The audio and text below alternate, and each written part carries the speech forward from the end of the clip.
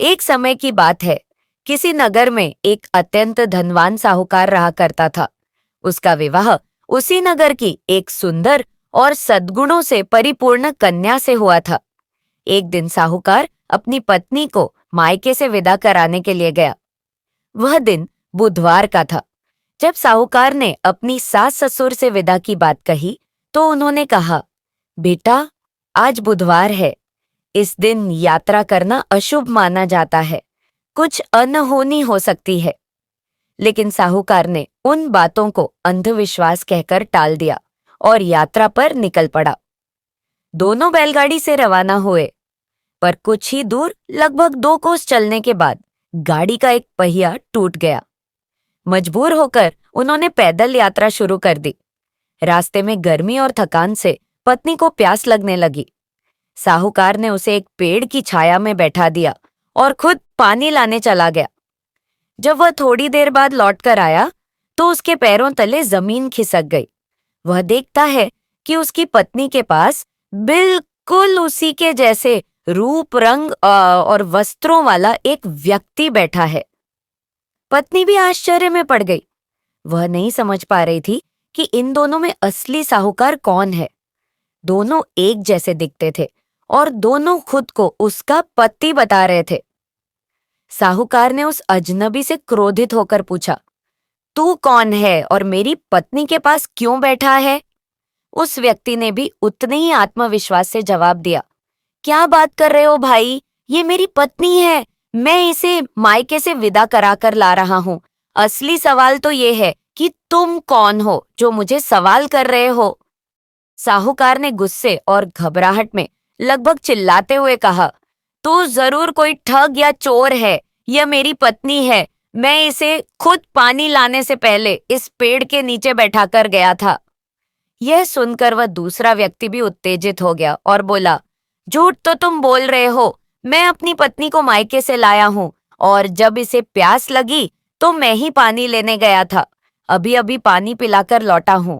अब तुम यहां से चले जाओ, वरना सिपाही बुलाकर तुम्हें पकड़वा दूंगा। दोनों के बीच जोर जोर से बहस और झगड़ा होने लगा। शोरगुल सुनकर राहगीर जमा हो गए और कुछ ही देर में नगर के सिपाही भी वहां पहुंच गए।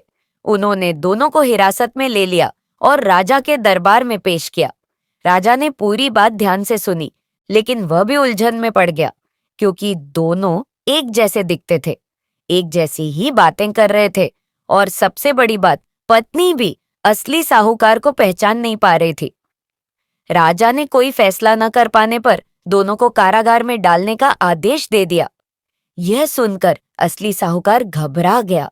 तभी आकाश से गूंजती हुई एक आवाज सुनाई दी, साहूकार, तूने अपने सास ससुर की बात को नजरअंदाज किया और बुधवार के दिन यात्रा की। यह सब भगवान बुद्धदेव के कोप का परिणाम है। अब साहूकार को अपनी गलती का एहसास हो गया। वह वहीं हाथ जोड़कर विनम्रता से प्रार्थना करने लगा, हे भगवान बुद्धदेव, मैंने आपकी मर्यादा का उल्लंघन किया। मुझे क्षमा करें। आगे से कभी भी बुधवार को यात्रा नहीं करूंगा और सच्चे मन से आपका व्रत करूंगा। साहूकार की सच्ची प्रार्थना सुनकर भगवान बुद्धदेव प्रसन्न हो गए। उसी क्षण वह दूसरा व्यक्ति, जो हूबहू साहूकार जैसा था, राजा की आंखों के सामने ही अदृश्य हो गया। राजा और वहां उपस्थित सभी लोग इस अलौकिक चमत्कार को देखकर अचंभित रह गए। भगवान बुद्धदेव की कृपा से सच्चाई सामने आ चुकी थी।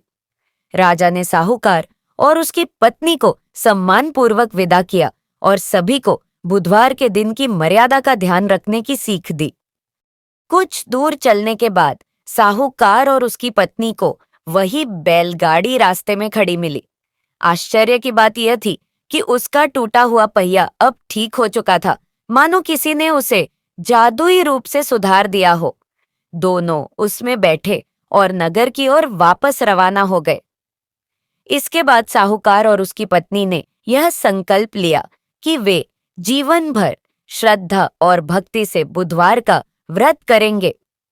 उन्होंने भगवान बुद्धदेव की कृपा को सच्चे मन से स्वीकार किया और नियम पूर्वक व्रत करना आरंभ कर दिया। भगवान बुद्धदेव की कृपा से उनके जीवन में सुख, शांति और समृद्धि की वर्षा होने लगी। घर में धन दौलत और खुशहाली भर गई। जहां पहले संकट और भ्रम था, अब वहां केवल आनंद और सौभाग्य था। यह कथा हमें सिखाती है कि बुधवार का व्रत करने से स्त्री और पुरुष दोनों के जीवन में सभी शुभ इच्छाएं पूर्ण होती हैं और भगवान बुद्धदेव की अनुकंपा से जीवन में सुख समृद्धि सदैव बनी रहती है।